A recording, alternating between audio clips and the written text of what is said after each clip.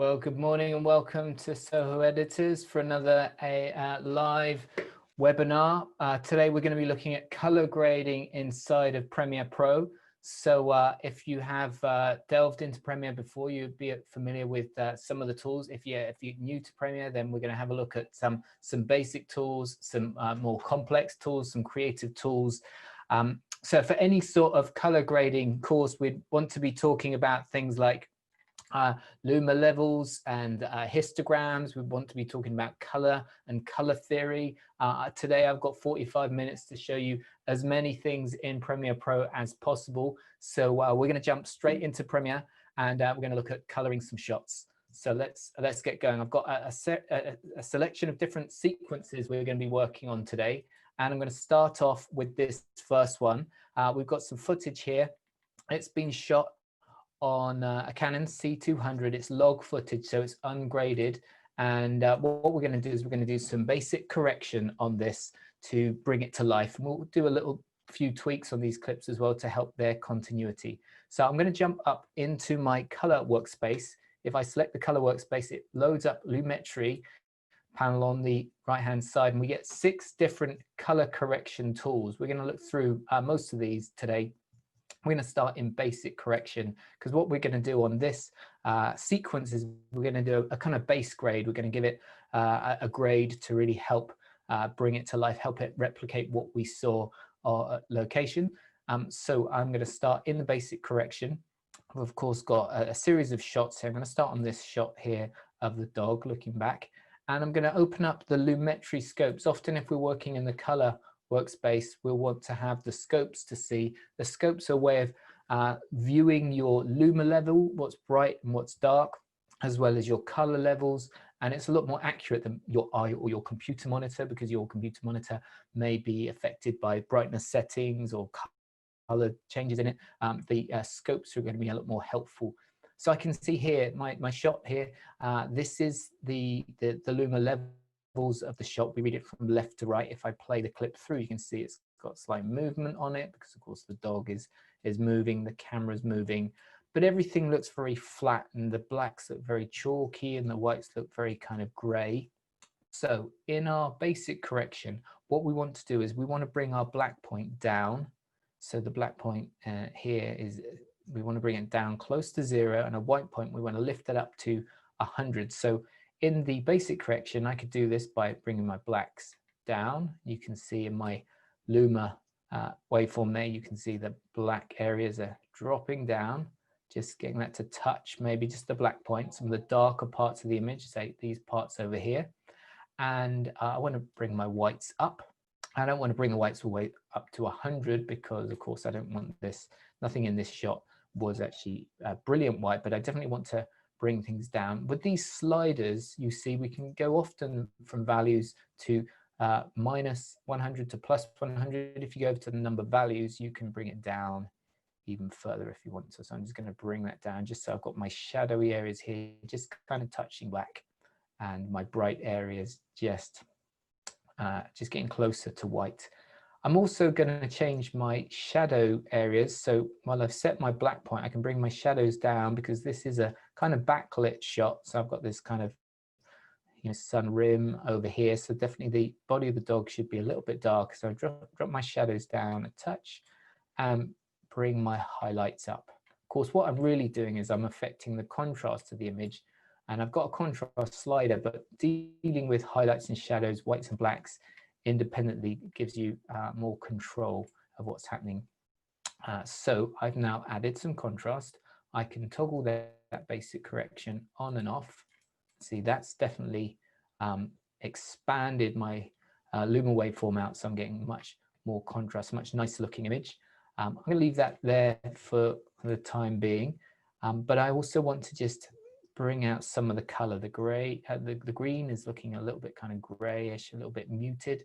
So I'm going to go and bring up my saturation. Of course, I don't want to bring out too saturated. That's very unnatural, but I do want to really bring out the color there. So maybe I can type in maybe 130. Okay, I'm happy with that. Of course, that's going to all play back nice in real time. So I want to apply that to my other shots. I'll apply it to my closer shot, usually it's a good idea to grade the wider shots first and then go in and match closer shots. So I don't want to go back through that again and start from scratch. I can just select the clip, go to edit, go to copy. That's going to copy the clip and everything associated with the clip. And if I go back to the first clip here, the current time indicator here, the playhead automatically selects the clip that's under the playhead. So this is really useful when we're in the color mode. So it's already selected that clip. So I'm going to go up to edit.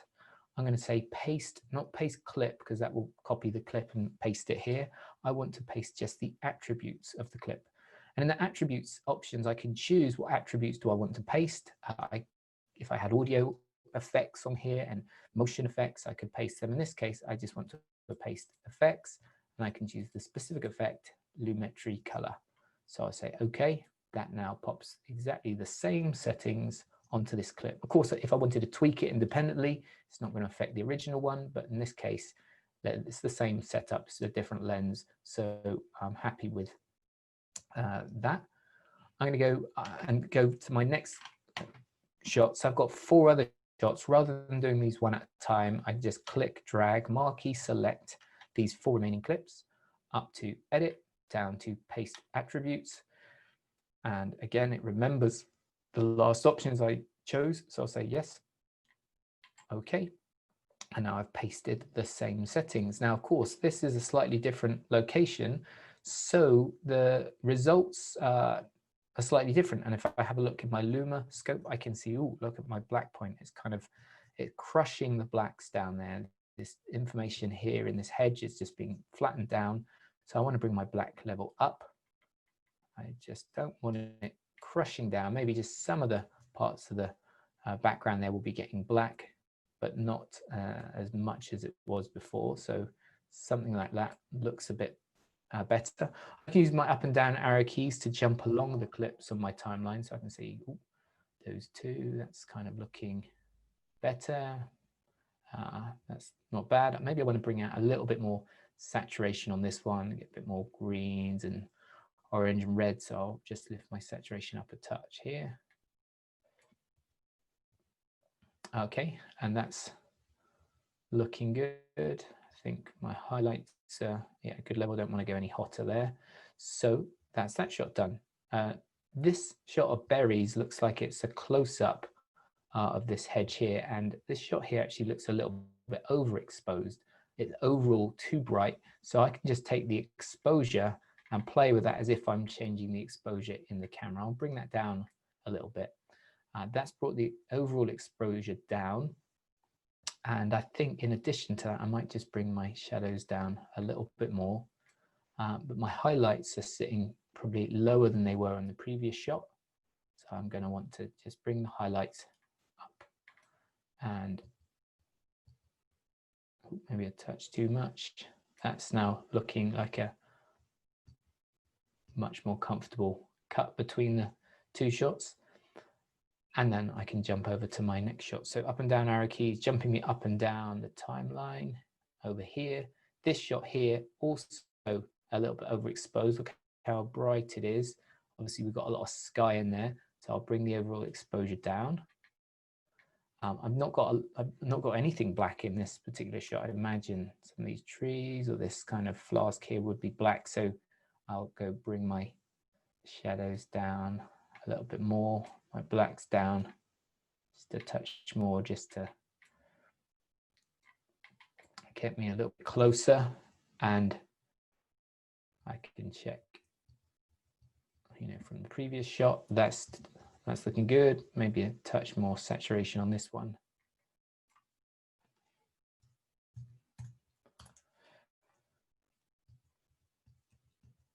Okay, that's working a lot better. And my last shot, well, this last shot's interesting. I've got the sun in it. And if you have a look here, you can see in my Lumen waveform, there's the sun. So the sun is hitting the white point. I could bring it back down, bring my whites down. You can see there. Maybe I'll just have it slightly off clipping point there. But if I bring it down, obviously it's bringing the white point down. I'll just push it up just so it's slightly off there. If I change the highlights now, look, the highlights will not affect the white point. It affects everything that's bright, a highlight, but it doesn't affect the white point. So that way I can bring out more in the sky if I want to. I'm going to keep it pretty bright, but I definitely want to drop my shadows down here. So bring the shadows down. And again, maybe a little bit more saturation on this one to bring out that color.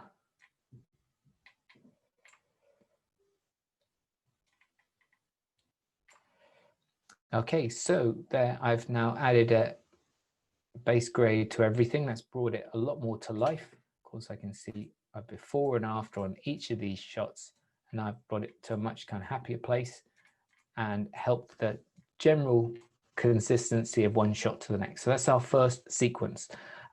Let's go over to our second sequence. This one here is, I've already got some consistency between the shots. So the shots are all relatively well balanced together.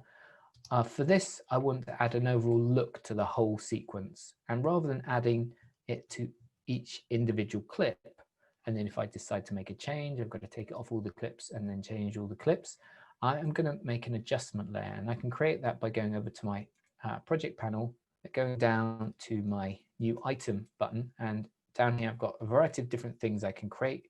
One of those is an adjustment layer. And if you use Photoshop or After Effects, you'll be familiar with adjustment layers. An adjustment layer can be put on any track above, and it can span across any number of clips. I've got 4 clips. It could be going across 40 clips. And I can put my color correction on the adjustment layer and it'll affect everything below it. So in this case, the current time indicator is selecting the clips by default on the video track 1. I want to manually select the adjustment layer because when I make changes to the lumetri here, I want it to affect the adjustment layer. I want it to apply it to the adjustment layer. So I'm going to start on my, let's say my kind of wider shot here. And this time, instead of using basic correction, I'm going to delve into the creative correction panel. And in here, we've got a lot of different sorts of looks that we can apply. We've got film stock looks down here. We've got speed looks. These were originally created in Adobe Speed Grade before they kind of merged it into Premiere Pro. So there's a whole load of looks. You can also save your own looks or buy or download other style of looks.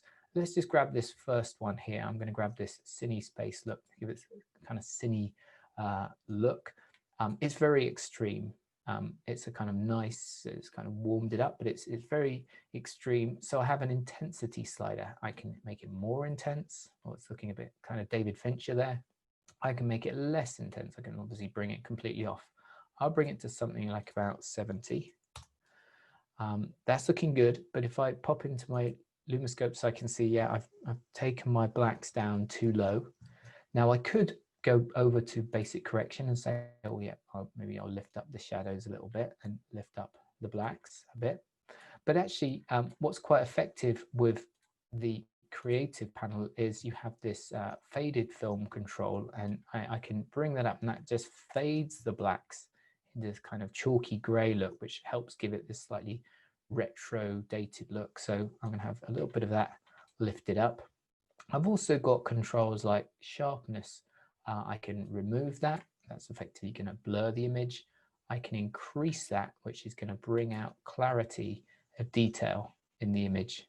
I don't want to go too high on that, but I'm going to increase that up a little bit just to help bring out definition of smaller details.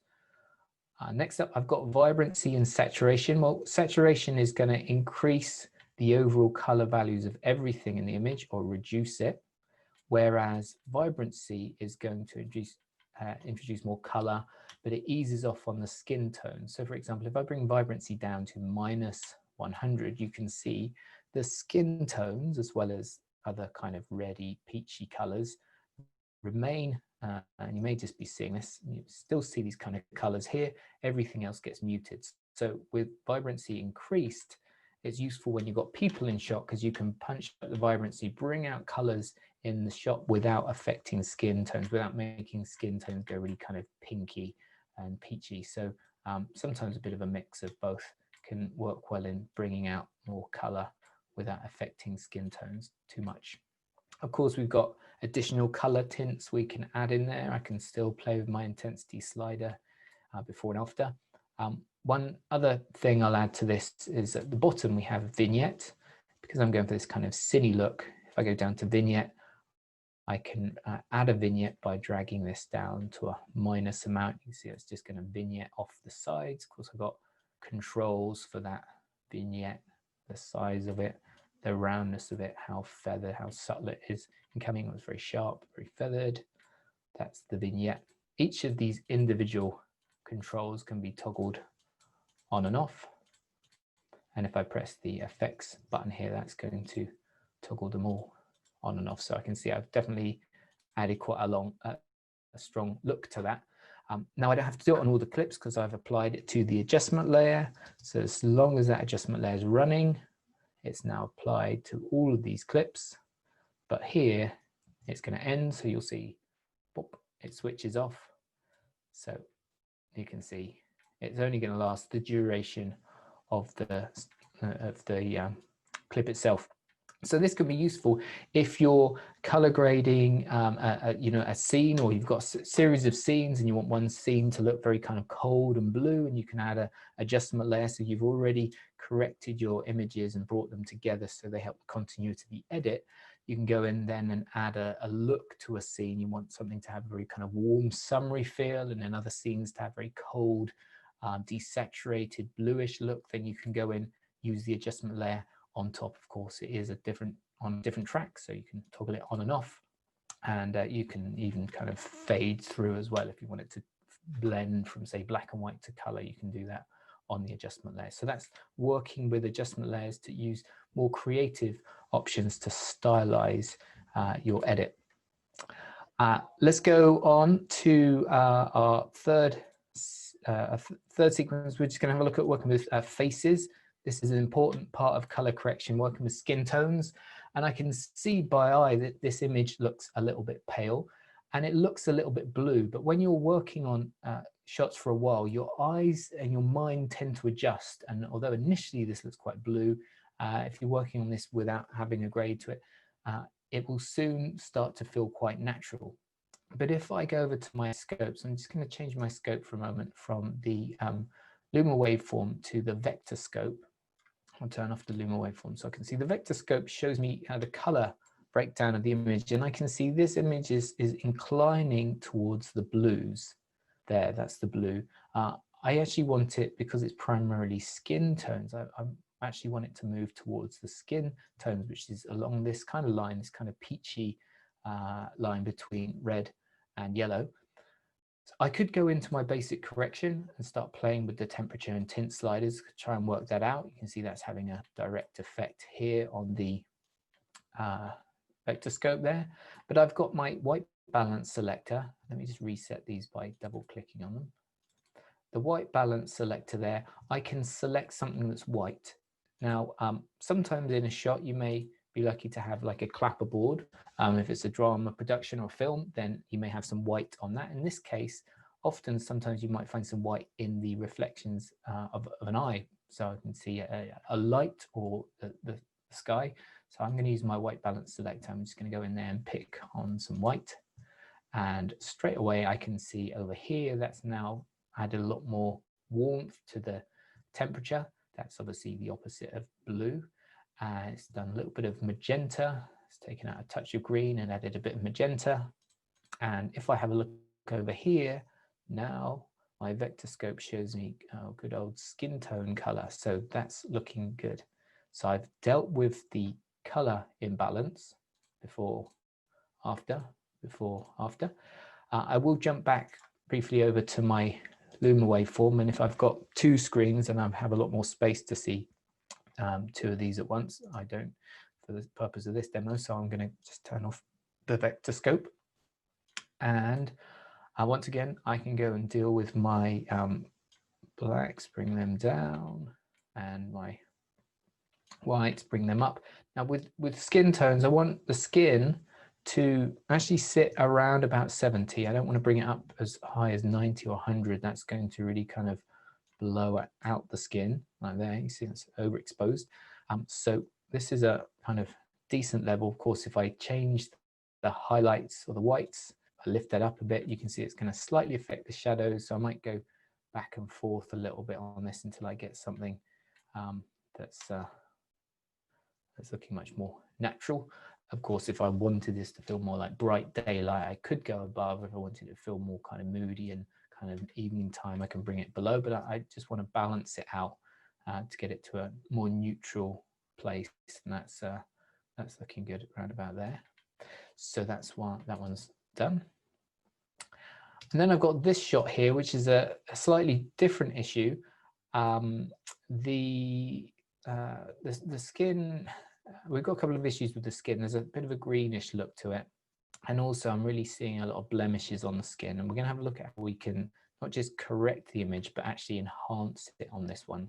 I'll start by going back to my white balance selector. Of course, I've got some white in the background here, so I'm gonna pick on that. You can see that has helped. It's taken a little bit of green out of the skin. That might be a bit too subtle for you to see on your screens, but I can see it's definitely got a bit of a greeny hint there, which certain lights or lenses sometimes add. So that's now a little bit nicer. And I want to go and deal with my, I bring my blacks down a little bit. You can see my whites are already peaking there, so I might bring that white down just a touch, just so I've got a little bit of space to play with. I'll bring my blacks down a bit more. Now, if I want to play it more with the skin, well, we've been looking at dealing with the black and the white point, the highlights and the shadows, but the skin often falls closer to the midtones, and perhaps an easier way to control that would be, not in the basic correction, but in my curves. And in curves, if I just look at the RGB curves here, at the bottom left, this represents the black point. I can lift it up, make the black more kind of gray, and the top right, this is the white point. I can click on that, bring that down. Now with the curves, usually I don't actually want to touch the white point or the black point. I want to touch everything in between. So I click in the middle, I add a little point there, and then I could say, oh, bring the midtones down. So if I want it to feel more kind of evening or moody, I can bring it down. If I want to brighten the skin up, I can lift it up there. So I've got control on the area between. As I play with that, you'll see over in the Luma scope, I'm mainly moving the area between. It's not really touching the blacks and the whites, it's touching everything in between. So that can be useful if I want to just lift things up, in this case the skin, or drop things down. I'll lift it up a little bit. Okay, so I've started to fix that a little bit. That's definitely looking better, but this skin, I want to do something with this skin. And in addition to just working with color ranges and luminance values, I've got this secondary color correction, which is a really powerful tool. And if I go to secondary color correction, I can select a color called a keying. I'm going to key a color. So I'm going to select a color, and let's say I want to select some skin over here. And that's selected the hue range of the color I picked, the saturation and the luminance. So that's HSL, hue, saturation, luminance, secondary. To see what I've selected, I can click this button here, and that gives me this overlay. Now I've selected this skin here, and it's selected everything very similar to that, but it's missed this part of the face, which has got a bit more a different kind of tone to it. So I'm going to hit plus, and I'm going to say, oh, go ahead and add. I'm just adding in there, adding. If I add too much and I want to remove, I can do subtract, say like maybe remove this hair, add a bit more skin. Now this particular clip is quite compressed. It's got quite a bit of compression, and it's a H.264 file, so usually not the best format to work on, because you can see things break up into blocks of color. So the less compressed or uncompressed footage is going to give you a lot more control with color correction. But I can fix some of these little blocks by using my denoiser. And if my end result is still a bit sharp and jagged, I can add a blur to it. Something like that. Okay, so I don't obviously want to have this kind of scary looking image. I'm just using this view to help me see what I've selected. I'm going to turn that off. I'm back to square one. But now we've got the power of correcting what we've got selected. So I can correct it by changing the brightness of this selection. So you can darken the skin down. I can brighten it up. It's not affecting the windows in the background. It's not affecting our eyes, not really affecting our hair. I can just play with what I want to do with the skin. Okay, I'm going to bring it down a little bit. I can toggle on and off, so it's slightly tanned the skin. It looks nicer. I've got other controls down here. I can play with the color. Probably I don't want to too much here because my color's looking nice and skin tony, but I could introduce some color, or if there was a, if it was kind of green, I want to bring it away from green, I can do that. And you can see again, it's only affecting the selected color. And I haven't had to make different layers. This is all doing it just straight into Lumetri on top of my kind of base correction. I'm going to reset that by double clicking. That'll go back into the center. What I actually want to look at are these two controls. I can increase the contrast in the selected area. That's not looking too flattering. In this case, I want to actually decrease it, and that's just going to slightly have less contrast in the skin, and you can see it's just kind of disguising the pores and the little blemishes a little bit better. I don't want to go too low. She'll look very pale. I could go lower and kind of counter that out by bringing the brightness down. But you can see there, I can either increase contrast or decrease the contrast of the selected skin area. In addition to that, I've got sharpness, which we looked at a moment ago. If I increase the sharpness, that will bring out little kind of details, these kind of little skin creases and pores. In this case, I want to reduce it. This is much like adding a blur, but because I'm doing it on a secondary correction, it's only applying it to the skin. So that's too much, but you can see here, skin is blurred, the eyes remain sharp. So a little bit of a combo of the two means I can now have the skin much kind of softer. I can play with the colors in the skin. I can play with the almost like a, almost kind of tanning her a little bit more. I can play with these things. Now I've got the skin separated. And so that's how I can use the secondary color correction to tweak the skin tones and even soften them up. And that's now kind of fixed and really helped that one. So let's have a look a little bit more at this secondary color correction method, and we'll have a look at this in a slightly more creative way. So I've got this little clip here that I've toned out to some music, so I'll just play this back. Hopefully you can hear it.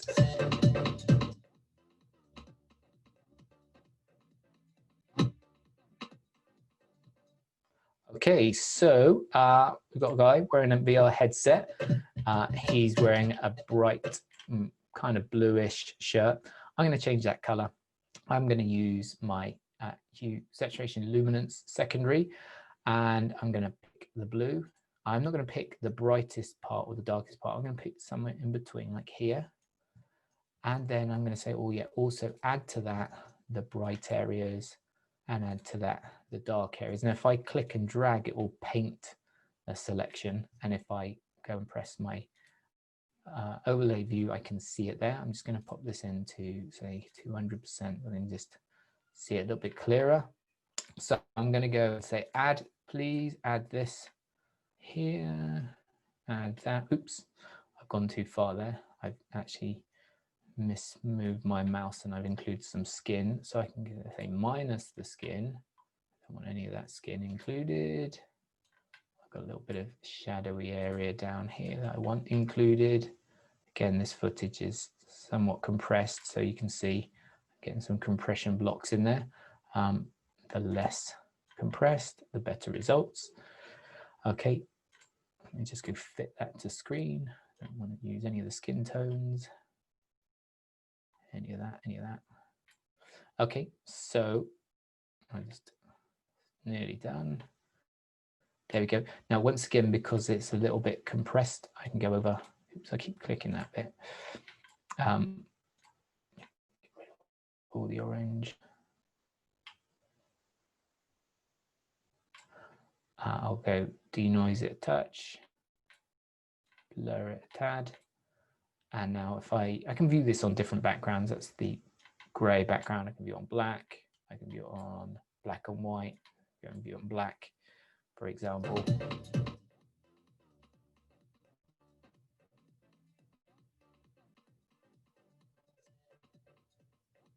All right, perfect. If you want to do a dancing invisible man, but we are going to use this to change the color of the shot. I am just seeing a few little bits here of maybe his lips coming through. So what I can do is my effects controls, I can go to Lumetri and I can tell it to exclude everything outside of that. So for example, if I just bring this mask box to say, only include everything below the neck, let's say, there. I'll add another point here, click there. See, mute the sound for a second. How does that work? Oops, nearly. A bit more feather. Okay, I'll show you more about the masks in a little bit. Okay, so that's now working. I'll turn that off. So now I can easily go in here and change the color of my shirt using my color wheel. I can use my brightness. I can darken it down, I brighten it up. I can use my tint, contrast, sharpen, much like we did before, but I can keyframe this. I can't keyframe inside Lumetri panel. All animation we want to do is done over in the effects controls. So if I go over here, I've got Lumetri color, I've got my hue, saturation, and luminance secondary. So I'll twirl that open. I can key different values. I could key the color I'm selecting. I don't want to do that. I want to keyframe my color wheel. So I will start this at the beginning of my timeline here, and I'll press the stopwatch. That drops a keyframe saying at this moment of time, my color wheel is set there. I'm going to move along 10 frames. I can do that by pressing Shift, right arrow key, Shift, right arrow key jumps you 5 frames at a time. So I've just gone to frame 10. And let's say I'm going to move this down here to this kind of cyany color. And then I'll press Shift, right arrow. I'll maybe swing that the opposite end of the color wheel, Shift, right arrow. Every time I move the color wheel, it's automatically dropping a keyframe for me. So I don't have to click keyframe button every time. I just keep moving it around. And I just do this a couple of times. I'm not going to do the whole clip, so I'll do a bunch of these. And oops. And once I've done a few, I can just copy and paste the keyframes. So I don't have to do every single one. Okay, just a couple more.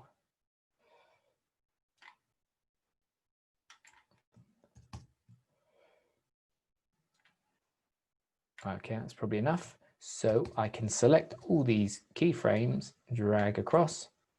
I'm on a Mac, so that's Command C to copy, Command V to paste. I've pasted all that animation. So now if I roll back to the beginning, play this back, I'll put my audio on so you can see it roughly working with the music.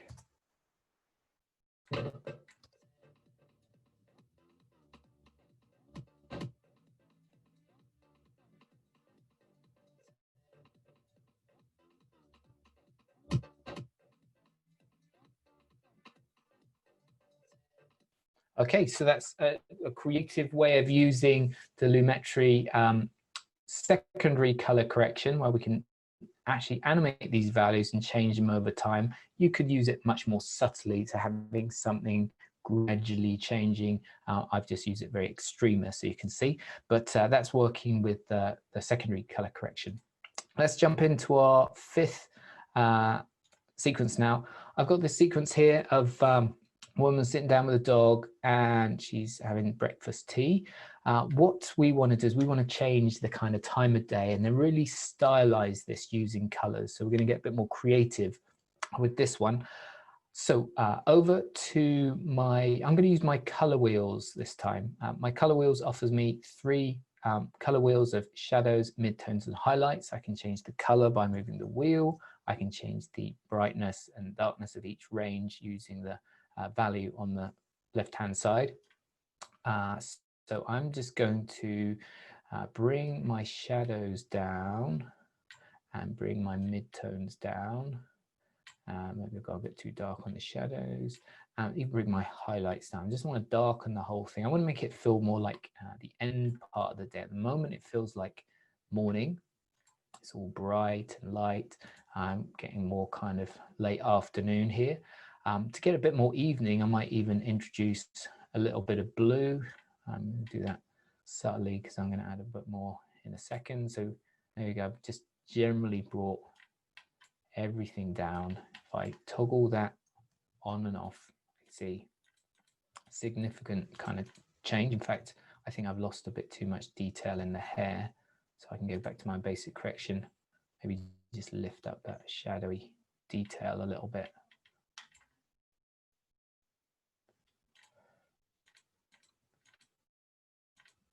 Okay, so that's my base grade that I'm happy as a starting point for. Now I want to add some more Lumetri color corrections, but only to parts of the image. So Lumetri is an effect, and like all effects, it appears over in the effects controls, and I can have multiple copies of the effect. One easy way of organizing it is going to the top of Lumetri, and I'm going to go up here and I'm going to say rename. I want to rename this, and I'm just going to call this base. This is my base grade. And then if I go up here again, I can add a second Lumetri color effect. And before I get into changing this one, which is completely independent of the first one, I'm going to rename it. I'm going to call it cold left. I'm going to make it kind of coldish left side to the image. I'll initially just apply it onto the whole image, and then I'll draw a little window and add it to the left side. So once again, in my color wheels, I'm going to bring the levels down even more, make it start to feel more kind of evening time now. And I'm going to introduce a lot more blue down into the shadows and into the midtones, touch in there as well. I'm just getting a lot darker.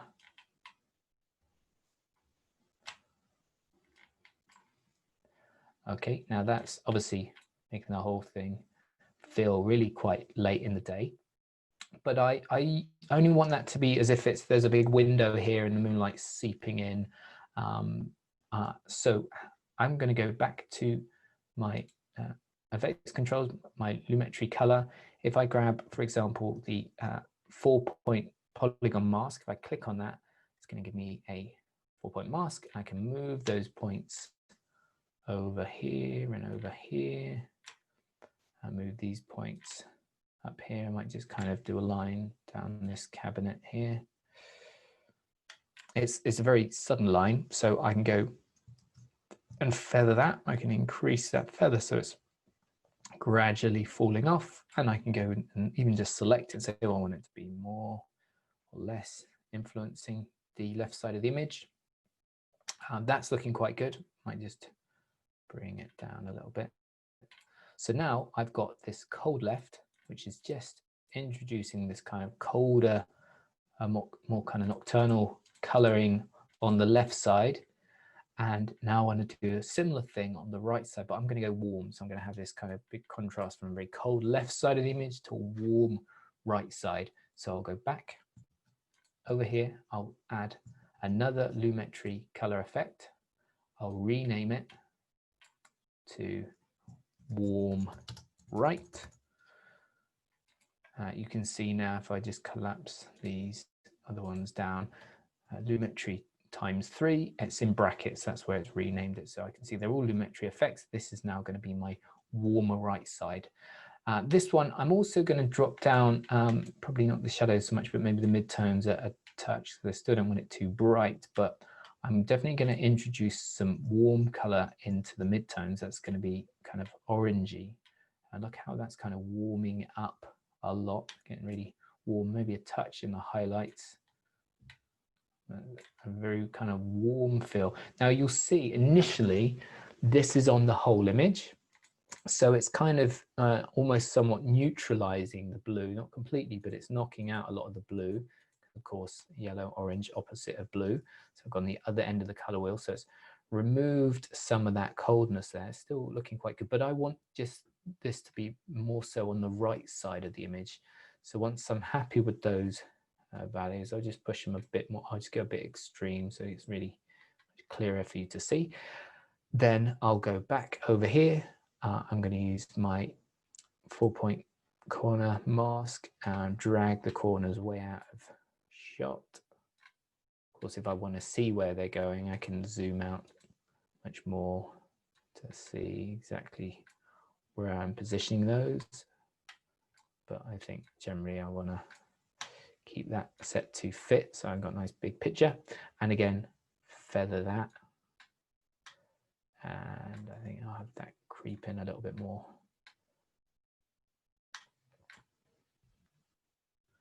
Okay, so now I've got 3 lumetries on there. I've got my warm right, that's warming that up on the right side. I've got my cold left, which is cooling it off. And then I've got my base on there. If I want to toggle them all off and on, then I have this button down here called the Global Effects Mute. So if I click that, that's the original, obviously bright morning. It feels kind of like about 8:30 on a summer morning.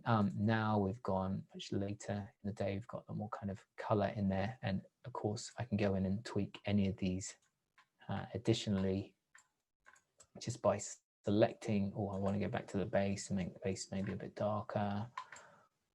I want to make the warm a bit warmer or the blue a bit darker. I've got all that control. So that's now easy to see. I've got multiple effects on there. Of course, if I want to copy them and now put them onto the second shot, then again, select, copy. That's selected the clip, everything on it. Go to the next clip. The playhead has selected that clip for me. I go to edit, paste attributes. What attributes? In this case, I want all the lumetries, but if it was only one, if we already had the base on, I would just add my cold and my warm. I'm going to say OK, apply them both. That's on there. It's going to need probably a bit of tweaking because, of course, we're in a tighter lens here. So I'll go over to I'll start with my warm right. And if I just select mask, I can just say, I just want to shifty that over there a bit more and maybe have the feather a bit more gradual. And then I'll do the same with the cold left, select that one, shift it over and mainly just make the feather a lot more gradual. And so now I can jump between the two. That is cutting. Yeah, that's cutting well. The third shot, completely different location, darker sort of location. So if I do go and paste the attributes onto this clip, then it's going to give me a much darker result. And probably on this one, I'd go to my base and say, yeah, I don't want to go anywhere as close, as dark as that. So I can bring up those levels here. Definitely want the highlights to be a bit brighter, so it feels more kind of bright and sunny. So that's my base has lifted that up. And then if I wanted to go in and affect the individual left side and the right side, I can then go and do that as well. I'll kind of leave that as it is. But again, you can see very extreme example with strong kind of cold blues on one side, warm orangey, reds on another side, but we can really change the mood and tone and feeling of the shot just using a selection of lumetri color effects and using masks on them. Okay, I think I've just got minutes left to do one more. Let me do this one really quickly. Continuity. Okay, I've got this scene here, this kind of cafe scene, and it's already got a basic grade on it just to, it's obviously kind of log footage, so a bit of a contrast on there. The problem we've got here is normally with a drama scenario, you would shoot the wide shot and then go in and do your one shots, go in and do your close-up shots. In this case, look at the window, it's daylight, look at the wide shot, it's nighttime. Now, unless they started filming in the middle of the night and then it became morning, which I don't think was the case, they've obviously filmed it for whatever reason in a different order, and this is going to create a big problem because we're going to go a lot from wide shot or two shot to close up, and we've got a change of day to night. So I want to go ahead and use Lumetri again, and a similar technique, but I just want to darken down the outside here. I could use any one of the methods we looked at, the color wheels, basic correction, curves. I'll go and grab curves on here. Of course, I've got my basic grade on there, so I'm going to go once again, add Lumetri effect. I'll rename it. Definitely a good idea to rename these because you will get confused if you've got like lots of Lumetris in there without a naming on them. So there it is, window. I'll go to curves. I'll just click in the curve and just say, well, I need to darken that down a whole lot. Yeah, maybe I might even need to bring my white point down. I'm just going to do this really quickly. I want to darken it right down, so I'm not really seeing much out of that window. Of course, I'm not seeing anything at all now because it is nighttime and the cafe lights are off. But I want to, of course, draw a little window around that. I'll turn off the effect for a moment so I can see where I'm drawing. I'll go this time, grab my free pen tool, and that one I can just do click, click, click. Oops, missed. Just doing this one really quickly just so you can get an idea. So I'm applying a manual shape to it, probably a bit of feather on there. If I turn that on now, I can see, okay, I can darken that down. Like I said, I can use any of my other methods in here to darken it off.